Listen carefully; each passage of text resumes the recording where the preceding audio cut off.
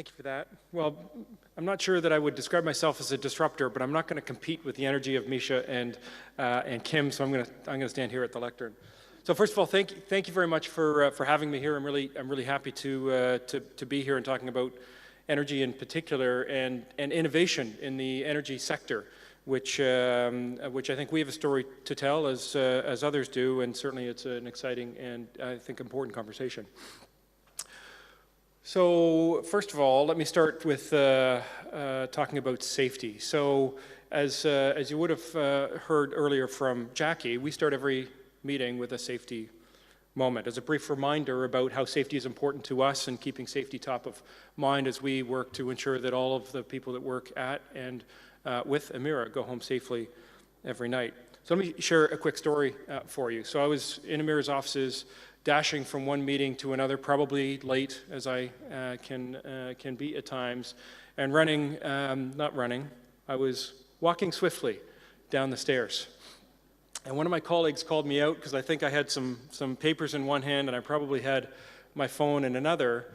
And someone else at Emera called me out and said, you should really have 3 points of contact when you're on the stairs, which means, both feet and at least one hand on a handrail.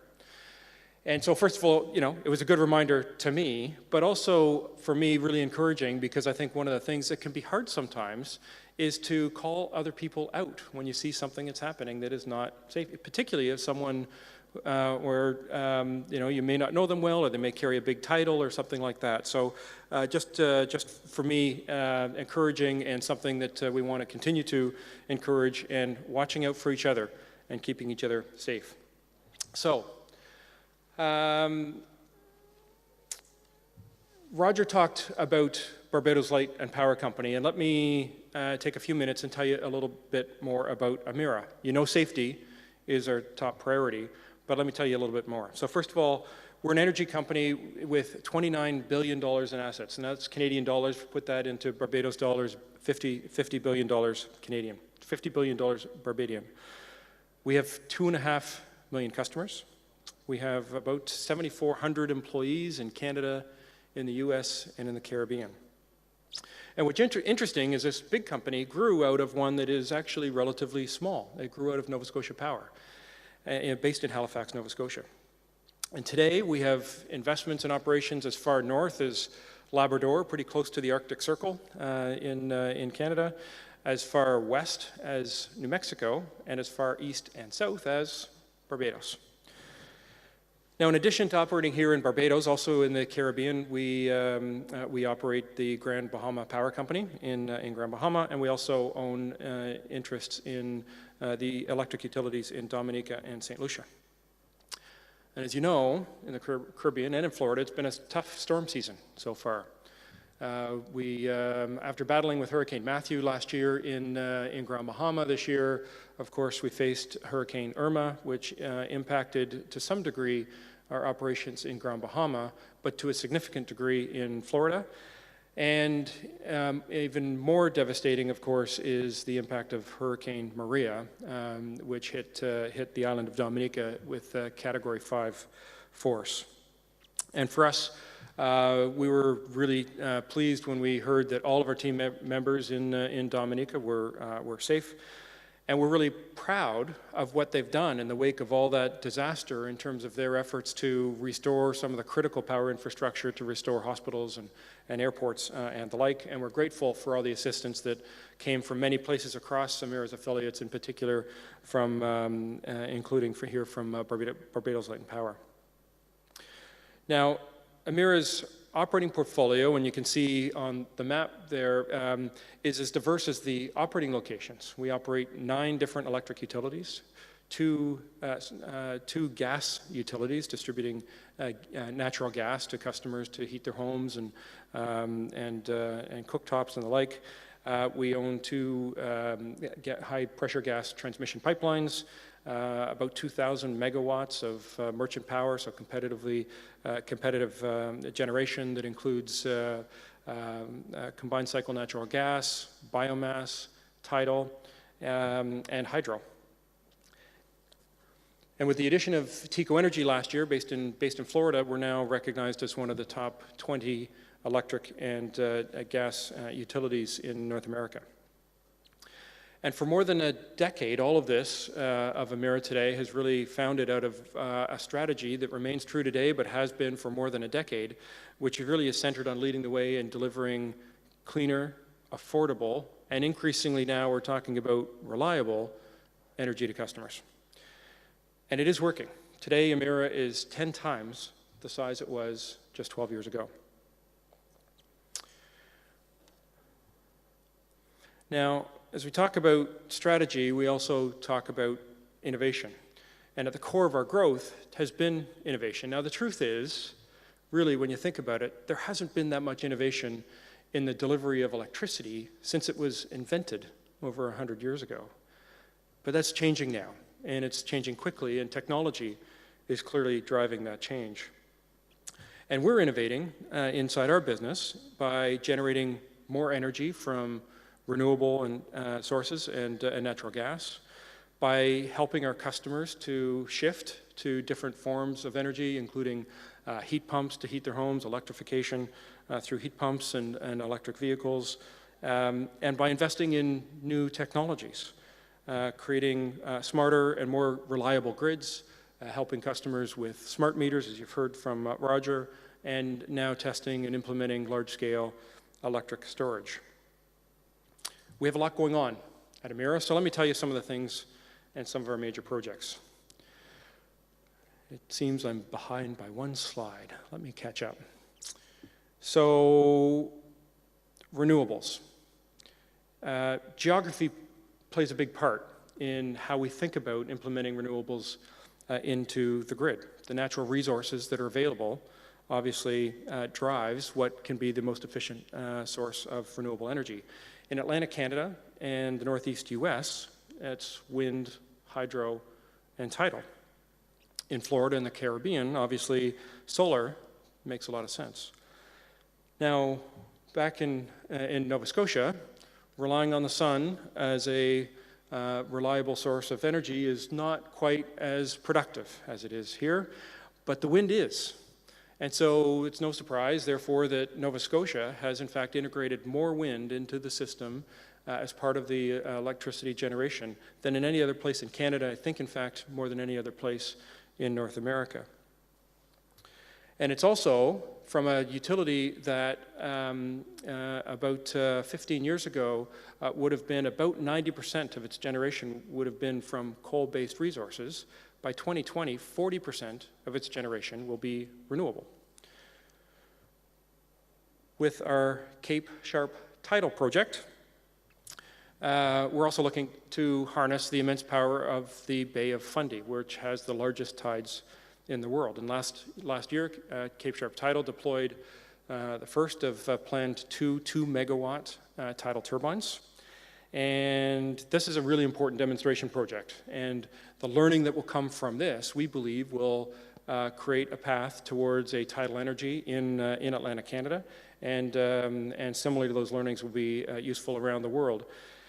In Florida, Tampa Electric just recently announced that it plans to build 6 million solar panels. 6 million solar panels across 10 different projects. When these projects are complete, it'll represent about 7% of Tampa Electric's total generation source, more than any other utility in the state of Florida. And of course, as Roger shared earlier, we've got exciting plans to continue to advance solar here in Barbados too. As you know, the St. Lucie solar facility was the first utility-scale solar plant across all of the Caribbean. And that plant means 70,000 barrels of oil are no longer imported and burned on this island. It's expected to reduce fuel by an estimated $10 million a year and reduce carbon emissions by 21,000 tons a year. We're also very active in the build of transmission. And so right now we're just in the final throes of completing a $1.6 billion project called the Maritime Link, which is that green line that you see on the map that is linking the island of Newfoundland to Nova Scotia, which means the island of Newfoundland will now be connected to the North American energy grid for the first time ever. It actually is an incredible engineering feat. It's 170 kilometers of subsea cable. It'll be the longest subsea electric cable in North America. And to give you a sense of the size of these, there's actually 2 cables. Each meter of each cable weighs 70 pounds. So multiply that by 170 kilometers, you put the 2 cables together, that all weighs more than the Eiffel Tower. So it's a lot of cable that's in the ground. And we're now focused too on saying, well, we've learned a lot from that and that ability to move clean energy from northern Canada into load centers in Canada, but there's also the need for cleaner energy in New England. And so we're a proponent to an even larger subsea project that we are just bid into a competitive process in Massachusetts, which would be 560 kilometers of subsea cable, which we call the Atlantic Link, which would be a cable from New Brunswick in Canada into just outside the city of Boston and represented there by the orange line. Storage and smart grids. So with any renewable energy, the challenge we face obviously is that these renewable sources are intermittent. The wind obviously doesn't always blow, and the sun, as I found out yesterday, the sun doesn't even always shine in Barbados, where I really actually thought it did. So that's why through our affiliates in Maine, here in Barbados and in Nova Scotia, we're partnering with world-class leaders like Tesla, who you'll hear from in a few minutes, to test the use of battery storage as part of the electric grid. And this allows us to use the fluctuating sources of renewable energy in order to still provide a reliable, firm, baseload form of generation.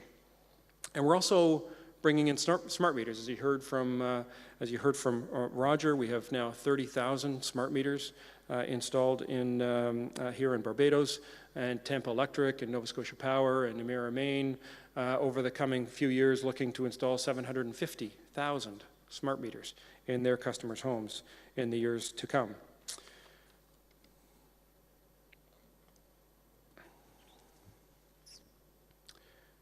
Innovation is also helping to make clean energy available to power things like homes and cars. And let me see if I've got myself ahead again. I do not.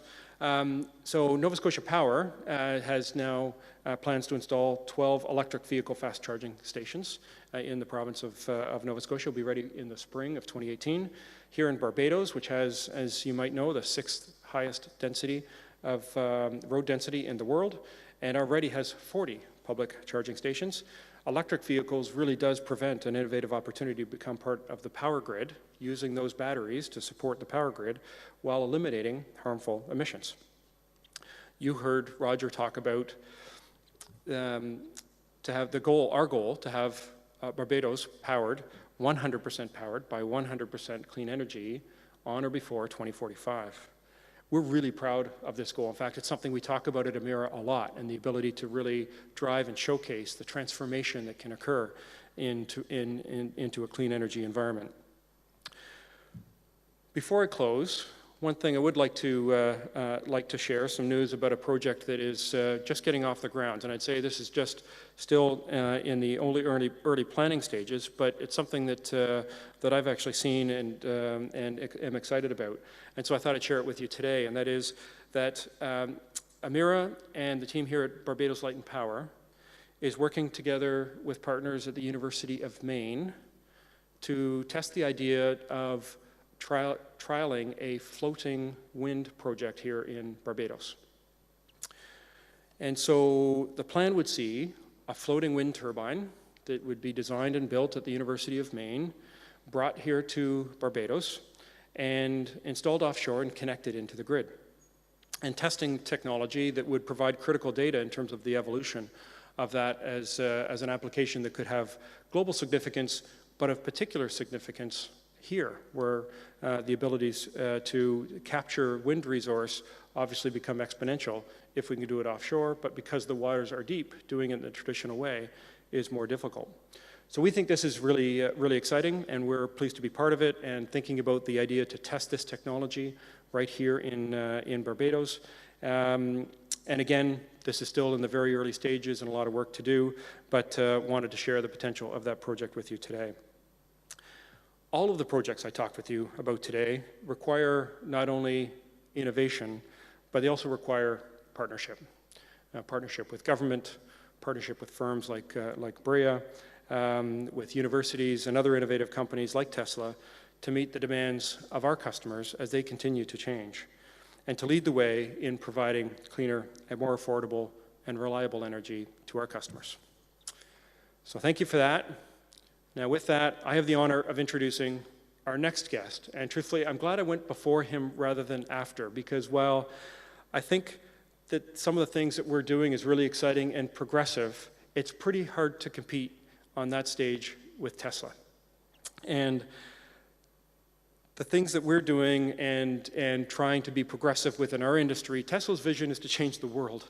And so, as I say, the story around Tesla is very exciting, as they're obviously looking to build electric vehicles, battery storage, and even solar-powered rooftops. The one thing we do have in common is we have a shared vision that the world will be a better place when we no longer rely on fossil fuels for the production of energy.